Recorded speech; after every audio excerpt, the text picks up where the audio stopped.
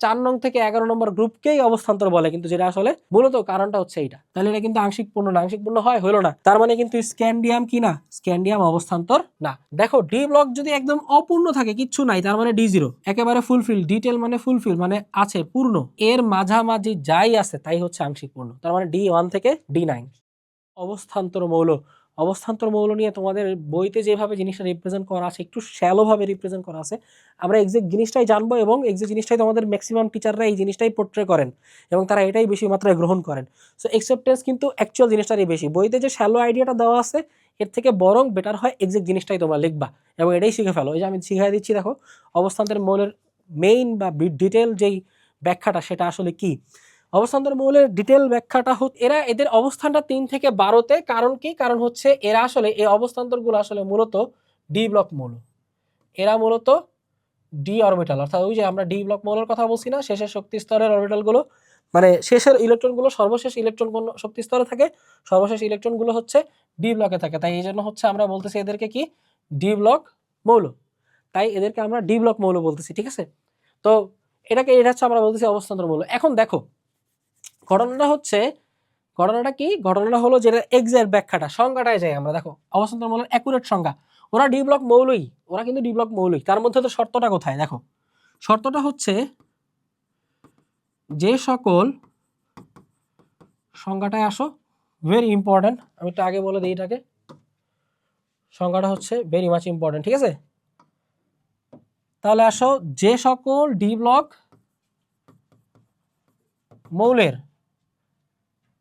সুস্থিত আয়নের ইলেকট্রন বিন্যাসে, সুস্থিত আয়নের ইলেকট্রন বিন্যাসে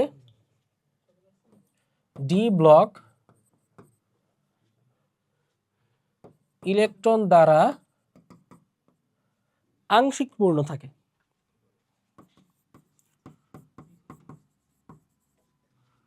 আংশিক পূর্ণ, তার মানে কি আংশিক পূর্ণ মানে কি 1 থেকে 9 পূর্ণ থাকে,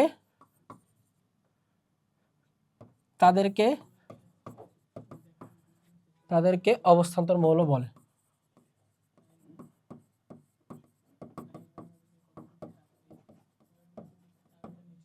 তাদেরকে অবস্থান্তর মৌল বলে। ওকে, এখন দেখো, এখন ঘটনাটা হচ্ছে যে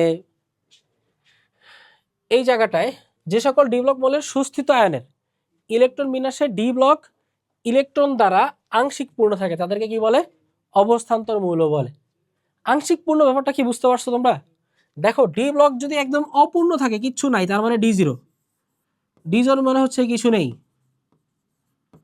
কিছু নেই, আর ডি মানে কি একেবারে ফুলফিল, ডিটেল মানে ফুলফিল মানে আছে পূর্ণ, তাহলে এর মাঝামাঝি যাই আছে তাই হচ্ছে আংশিক পূর্ণ, তার মানে D1 থেকে D9। তাহলে দেখো আমাদের কথা হচ্ছে আমরা ডি ব্লক মৌল নিব এবং তাদের কিন্তু মাস্ট বি, মাথায় রাখতে হবে, ওই ডি ব্লক মৌলগুলোকে জাজ করব কি দিয়ে, তাদের সুস্থিত আয়ন দিয়ে, ঠিক আছে। ওদেরকে আমি জাজ করব কি দিয়ে, ওদেরকে আমরা জাজ করব হচ্ছে সুস্থিত আয়ন দিয়ে। এই যে দেখো সুস্থিত আয়নের ইলেকট্রন বিন্যাস, সেটা মাথায় রাখতে হবে। ওকে, সুস্থিত আয়নের ইলেকট্রন বিন্যাস, সুস্থিত আয়নের ইলেকট্রন বিন্যাসে দেখবো যে ইলেকট্রন বিন্যাসের মধ্যে ডি ব্লকটা আংশিক পূর্ণ কিনা। তাহলে আসো আমরা একটা এক্সাম্পল দেখি, তাহলে আরো বেশি ক্লিয়ার হয়ে যাব। এক্সাম্পল দেখো, যেমন আয়রন কিন্তু একটা ডি ব্লক মৌল, অর্থাৎ লোহা, এটা একটা কি ব্লক মৌল, ডি ব্লক, যেটা আমরা দেখলাম শুরুতে, তাই না, আয়রন আছে, কপার আছে, এরকম। এটার মধ্যে তোমরা জানো যে পরিবর্তনশীল যোজ্যতা প্রদর্শন করে আয়রন, এবং এই পরিবর্তনশীল যোজ্যতা থেকে তার দুই ধরনের চার্জ পাওয়া যায়। একটা কি বলতো, দুই ধরনের চার্জ, একটা হচ্ছে Fe2+ এবং আরেকটা হচ্ছে পাওয়া যায় Fe3+, ঠিক আছে। এখন দেখো এই জায়গায় হচ্ছে আর্গন আছে, আর্গন, তোমরা জানো যে আর্গন পর্যন্ত যদি হচ্ছে আমরা এরকম থার্ড ব্র্যাকেট দিয়ে দিই তাহলে 3p6 পর্যন্ত ইলেকট্রন বিন্যাস ডান, এটা তোমাদেরকে শেখানো হয়েছে তাই না, মনে আছে পদার্থের গঠনে। তাহলে এখন দেখো এই জায়গায় হবে হচ্ছে 3d5 3d6, এখানে বেসিক্যালি ঘটনাটা কি 4s ছিল তাই না, তোমাদের মনে আছে। দেখো আয়রনের কথা যদি আমরা বলি, আয়রনের ইলেকট্রন বিন্যাস আর্গন 3d6 4s2, আচ্ছা 4s2 যে শেষের শক্তি স্তরে যে দুইটা ইলেকট্রন এই দুটাকে বের করে দিয়ে কিন্তু সে কি হয়ে গেছিল Fe2+ হয়ে গেছিল। তাহলে Fe2+ বের করে দিছি, এই যে 4s2 এইটার যে 2 বের করে দিলাম, বের করে দিয়ে বাকি আছে 3d6।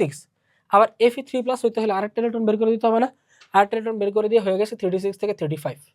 তাহলে বলো এই যে 3d5 এর যে d5, এই যে d5 3d5 এর যে d5 এইটা একটু খেয়াল করে দেখো তো 3d5 এর d5টা কি, এটা অর্ধপূর্ণ না? তোমাদের কি খেয়াল আছে এই জিনিসটা যে অর্ধপূর্ণ যখন হয় ওই যে ক্রোমিয়ামের ইলেকট্রন বিন্যাস ব্যতিক্রম কেন? কারণ হচ্ছে কি অর্ধপূর্ণ যেই অরবিটালটা সেটা কিন্তু স্থিতিশীল হয়, অধিক স্থিতিশীল। তাহলে এই যে 3d5 যেহেতু অর্ধপূর্ণ তার মানে বুঝতেই পারতেছো যে আয়রন 3+ কিন্তু আমাদের অধিক স্থিতিশীল, এটাই কিন্তু অধিক স্থিতিশীল, বা এটাকে আমরা কি বলবো সুস্থিত আয়ন।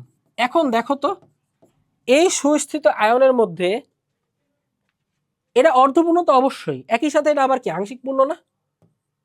তাই আমাদের সংজ্ঞা কি ফিল আপ করছে কিনা বলো? অবস্থান্তর মৌলের সংজ্ঞাটা কি ছিল বলো, ফিল আপ করলো কি করলো না? অবস্থান্তর মৌলের সংজ্ঞাটা কিন্তু ফিল আপ করছে। দেখো কি বলছে, সুস্থিত আয়নের ইলেকট্রন বিন্যাসের ডি ব্লক কি থাকবে?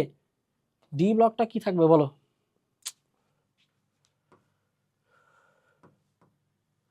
ইলেকট্রন বিন্যাসের ডি ব্লক ইলেকট্রন দ্বারা আংশিক পূর্ণ থাকবে। এই যে ডি ব্লক দ্বারা আংশিক পূর্ণ, তাইলে আমরা সুতরাং কি বলতে পারি? সুতরাং তার মানে কি বলা যাচ্ছে, আয়রন অবস্থান্তর মৌল। এরকম গ্রুপ 3 থেকে 12 পর্যন্ত যারা আছে, গ্রুপ 3 থেকে 12-র মধ্যে যারা আছে এদের মধ্যে যে স্ক্যান্ডিয়াম বাদ যায়, তো 3 বললে ভুল হবে, ডি ব্লক মৌল 3-তে, কিন্তু অবস্থান্তর স্পেসিফিক্যালি বললে ডি ব্লক বাদ যাবে। তাহলে আমাদের বলতে হবে হচ্ছে 4 নং গ্রুপ। তাহলে অবস্থান্তরের জন্য আমাদেরকে বলতে হবে কি 4 নং গ্রুপ। 3 নং গ্রুপের হিসাব করে দেখবা স্ক্যান্ডিয়ামের ডি ব্লক মৌলে ইলেকট্রনই নাই, 3d0 হয়। স্ক্যান্ডিয়াম 3+ দেখো, তাহলে ডি ব্লক হচ্ছে 3 থেকে 12-তে থাকে। ওই ডি ব্লকের মধ্যে আবার 3 নাম্বার গ্রুপ যারা, তারা কিন্তু অবস্থান্তর মৌলের হিসাব থেকে বাদ হয়ে যাচ্ছে। কেন? কারণ হচ্ছে তোমার শুধু 3 না 12 বাদ হয়ে যায়। সো আমি ওটাও বলে দিচ্ছি, 12 যে বাদ হয়ে যায়, ঠিক আছে? তাহলে এখানে কি কি ডি ব্লক মৌলের মধ্যে কারা কারা বাদ? 3 এবং 12 ব্যতীত। 3 এবং 12 ব্যতীত ডি ব্লক মৌলের মধ্যে যারা 3 আর 12 তারা কিন্তু অবস্থান্তর না, ঠিক আছে? যেমন 3 এর ক্ষেত্রে স্ক্যান্ডিয়াম 3+ দেখো কি হয়, আর্গন আর নাই, 3d কিন্তু 0। তাহলে এটা কিন্তু আংশিক পূর্ণ না, আংশিক পূর্ণ হয় হলো না, তার মানে কিন্তু স্ক্যান্ডিয়াম কি না, স্ক্যান্ডিয়াম অবস্থান্তর না। এজন্যই মূলত তোমাদের বইতে স্পেসিফিক্যালি যেটা বলছে সেটা হচ্ছে যে 4 নং থেকে 11 নম্বর গ্রুপকেই অবস্থান্তর বলে, কিন্তু যেটা আসলে মূলত কারণটা হচ্ছে এইটা।